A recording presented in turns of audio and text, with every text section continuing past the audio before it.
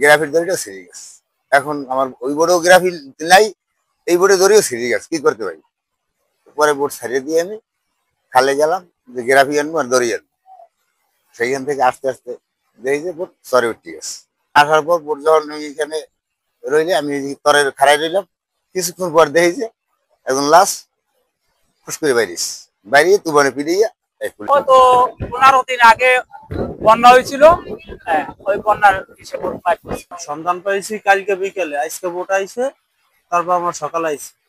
আর fan দেখা আর মাথার গেঞ্জি আছে।